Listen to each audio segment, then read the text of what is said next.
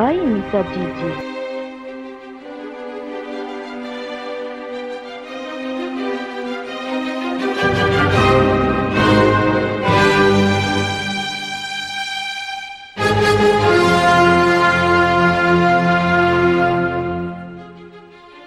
Atompoko ny raketako ny teninao mba tsy hanontako aminao. Salama tsiro ndy folozato ekeny folo.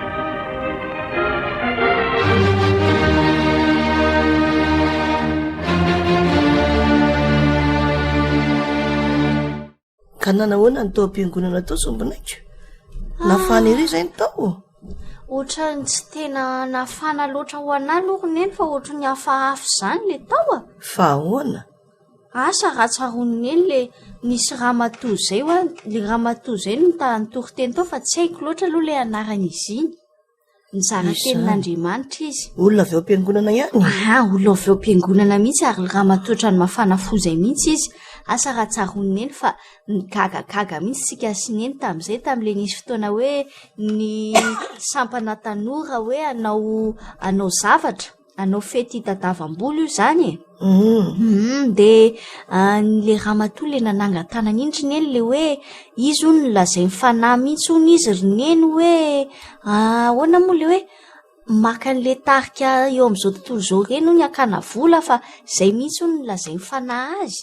Tadiditsary iny. Iny ramatoa iny tory-teny tao. Fa tsy fantatro izay anaran'izy iny. Ka tsy haiko koa le anarany aloha fa de izao roneny variana ihany tamin'le tory-teny. Asa aloha izay fandraisan'ny olona azy fa de za gaga e. Ahoana le izy? Le izy le teny toriany aloha de teny amin'ny tenin'Andriamanitra mihitsy fa izao ary neny. Asa hoe maninona fa ohatrany tsy araka le zavatra tiany lazaina raha ve ny voalazany. Fa hitaneny ohatra zao izy teny hoe tokony hibebaka tsika. De nisy an'izay teny zay mihitsy ny ao. De izao no lasa voateny reneny hoe tokony tsy hibebaka tsika.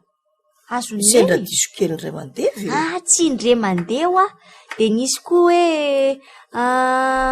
i Jesosy de Kristy. De lasa hoe Jesosy de tsy Kristy. De eny koa mihitsy angela hoe tsy Kristy e.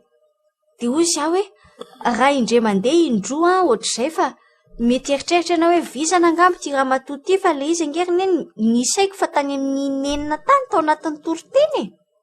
Fa ny tory-teny firy minitra amin'io? 10 minitra fotsiny izy no nitory-teny, tsy lava loatra 10 minitra hatramin'ny 12 minitra teo fotsiny ary angamba. Fa niverina tao foana hoa zay tokony ho teneniny ohatrany tsy tena voateny fa tena misy hoe tsy misy le izy. Andray. Asa ry neny navizana be zany rehetra izany tonga de manam-porofo zavatra e. Inona koa miporofo? Za efa miteny fa tamin'iny le aiza moa ny fanahan'Andriamanitra ve de hiteny aminy hoe ry tarika tena mampijangajanga be ry ve no alaina azaombola. Ka reny nge hono tena azahoana olona be de to de miditra be vola e. De hitanao am'izany tory-teniny zany fa tena miborioka. Hitanao le teny ao amin'ny Korinthiana 1:12. Mbola tsy tandrotandroko izay fa ahoana? Izao ny voasoratra ao tsy misy olona ampitenen'ny fanahan'Andriamanitra ka manao hoe voaozona Jesosy. Ao amin'ny Korinthiana 1:5 izy teo. 2:12. Oka hoe vakiako zany Korinthiana 1:12-13. Zao ny vakiny amin'ny anaran'ny Tompo hoe koa mampahafantatra anareo fa tsy misy olona ampitenen'ny fanahan'Andriamanitra ka manao hoe voaozona Jesosy. Zany mihitsy.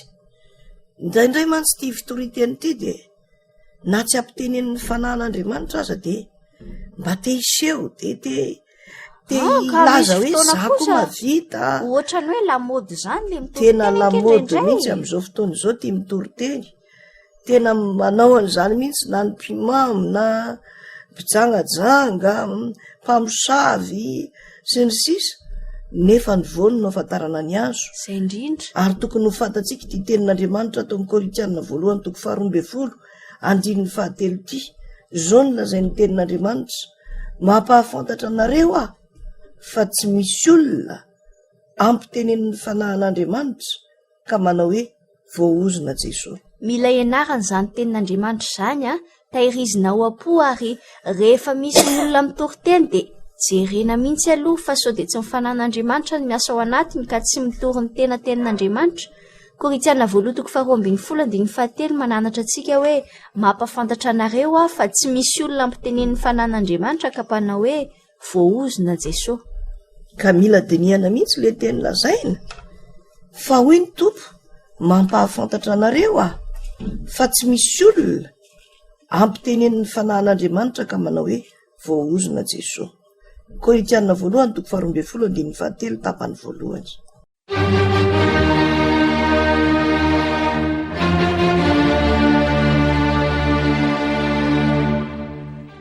Umbay misadidi.